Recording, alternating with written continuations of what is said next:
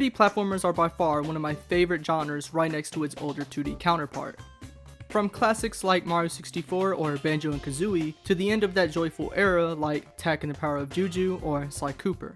Believe it or not, 3D platformers did die for a moment as shooters and other genres took over. They still don't get many made by AAA companies other than the usual Mario game. Thankfully, with the power of indie devs and Steam, there are more being made now more than ever. Without any more delay, here are 5 3D platformers you should play. Starting off in number 5, Castle on the Coast. Castle on the Coast had been on my radar for quite some time. Now that I've had the chance to play and beat it, I can confidently say that I really enjoyed my time and was not disappointed. In this game, you play as George the Giraffe. While he may be a giraffe, he can do a multitude of tricks and maneuvers. You can wall jump, double jump, dive, roll, and even spin to get to your destination.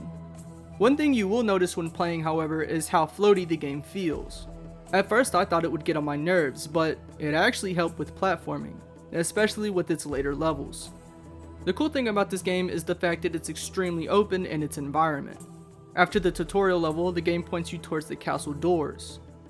When the game gave me control, however, I spent almost an hour collecting things in the sea. I had even completed a main objective without even knowing what I had just done. The game allows you to complete all tasks in any order that you wish.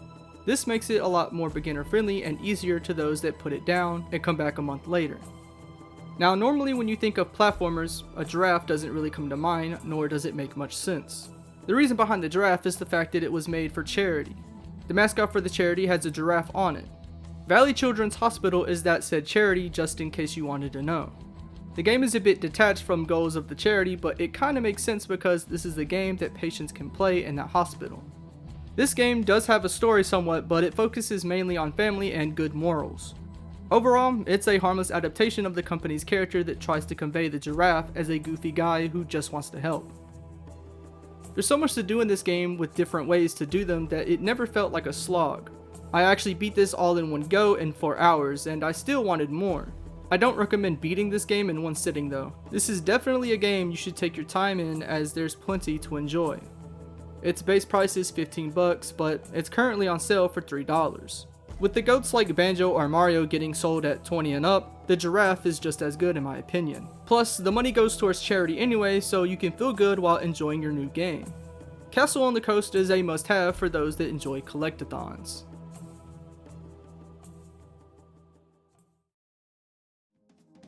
At number 4 we have Skator Gator 3D.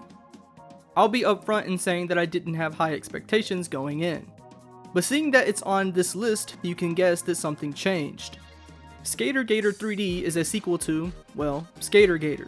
It shares the same premise. Now I never played the original, but it still looks like fun. From what it looks like, this game builds on top of the first and pushes it into the third dimension. You play as Grinjamin, who is on a mission to take back the D to a swamp that was stolen by his new skateboard. I honestly love the design and in-game model of the villain here. The main focus point of this game would be the grind rails. These work similar to the Sonic series or any game that uses grind rails really. The open platforming areas are here to give the player a breather and a checkpoint before getting back onto the skateboard. There are even collectibles like skateboard pieces that spell out Gator and even trash that you can pick up. As you collect trash throughout the swamp, you can trade it in for unlockable costumes. The way it works is by meeting the requirements for unlocking said costume, which then allows you to buy it using the collected trash as currency. The costumes aren't all just recolors, but I don't want to spoil the cooler skins as I feel it would take away a big part of this game. I think it's cool to reward players for collecting trash. It especially sends a good message to a younger audience, which is awesome. This game was surprisingly challenging considering how simple it looks. You may think to yourself that it doesn't look hard, but your reaction time needs to be pretty good. Even if you're a skilled gamer, the levels will eventually throw something your way that will cause you to overreact. It's not really the game's fault. It just takes time to learn what the game is capable of. Trial and error is something that makes this a good, rewarding game. You may fumble a few times, but that will only make you more efficient in that particular section or level. Kinda how like real skateboarding is. If you've ever wanted to get into speedrunning, this game is a good candidate.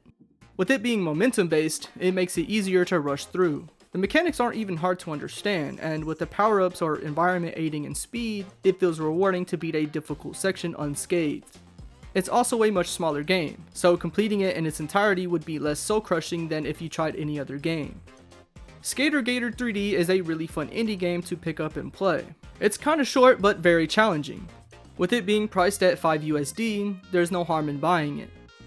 I had a great time with its mechanics and its atmosphere. Something tells me this won't be the last we hear of this green gator.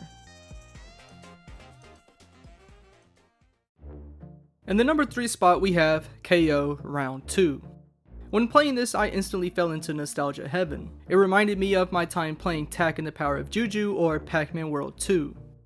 Those games that I just listed are more than just old 2000s games. In my opinion, they are underrated gems, and KO is no different. KO Round 2 is an older PS2 title that released in 2006. Now if you've never heard of it, then that's because it released the same year the PlayStation 3 came out, so the PS2 was already on its way out the door by this time. Technically it released in 2003 but didn't come to the States till 2006. In this game, you control Kao the Kangaroo, who is fitted with some shorts, new kicks, and a pair of boxing gloves. It's a whole lot better than his first appearance and even better than his reboot, unfortunately. Kao has a 3-hit combo that you can do by mashing the attack button. If you can't seem to land a hit on a certain enemy, using his quick roll should do the trick. It can also be used for a small speed boost, kinda like Ocarina of Time speedruns. It's even used for its own speedrunners. He also has a tail whip attack that's used for aerial enemies. You can find boomerangs lying about as an item pickup too. These don't come back but are more like hunting boomerangs that were made for, well, hunting. The objective of this game is to reach the end of the level with some minor puzzles and switches in the way. The collectibles are kind of pointless other than the stars and the coins. Collecting 50 stars will improve one of KO's abilities. An example would be getting a brief hover move after using both jumps. The crystals unlock bonus levels, but as far as I could tell, they don't give you anything. And lastly, the coins are used to bribe the doorman to open the door for the final boss.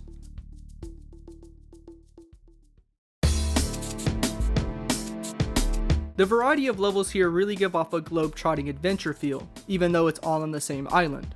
One of my favorite levels in games are the snow levels, and here, it's no different. I especially enjoyed the snowboarding section. In terms of difficulty, this game isn't that hard, but it also isn't too easy to the point of boredom. If you want a comparison from another to this one, I've heard KO Round 2 is very similar to Rayman 2.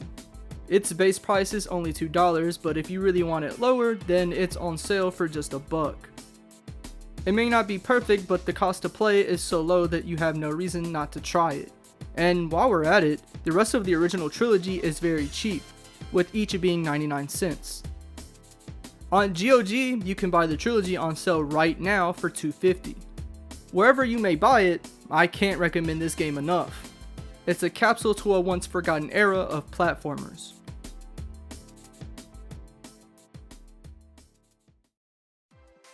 Everyone enjoys an easily accessible platformer, right?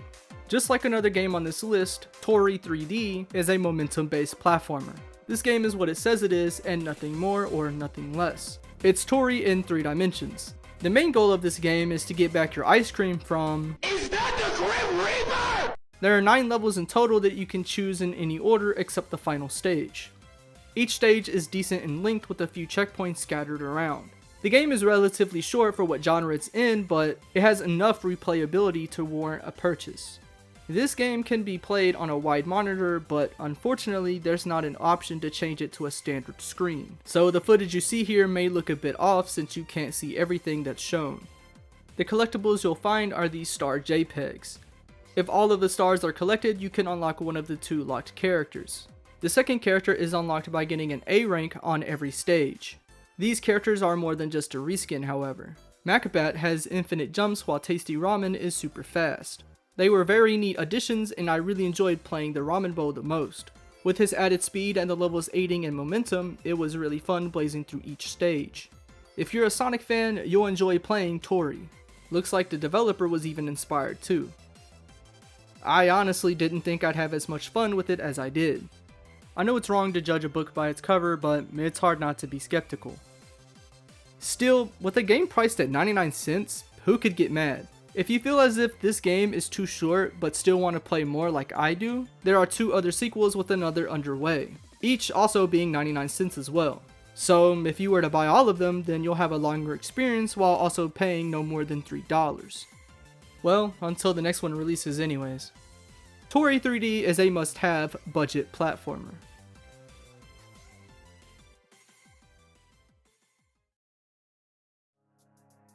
The last game on this list is even more nostalgic than KO. Kidz 64 is insanely polished with that old aesthetic that it hurts. It's a retro throwback that's heavily inspired by the N64 without a doubt. In this game you'll be playing as a goat named Sev. In addition, you are accompanied by another goat, Alexis. However, her role is mainly that of a save or checkpoint. The reference to the Spyro Fairy save was a neat little nod. While I don't particularly care for its promotional 2D art style, its in-game models are admirable. The main objective is to get some nachos in this crazy dream. In order to do that, you need to do some platforming, puzzles, and a bit of fetch quests. Sev controls like your average N64 platformer with some unique additions, like spinning into foes or using it for maneuvering to different platforms. Something that makes this game different from just a normal platformer would be its actual platforming. Controls are really tight and responsive.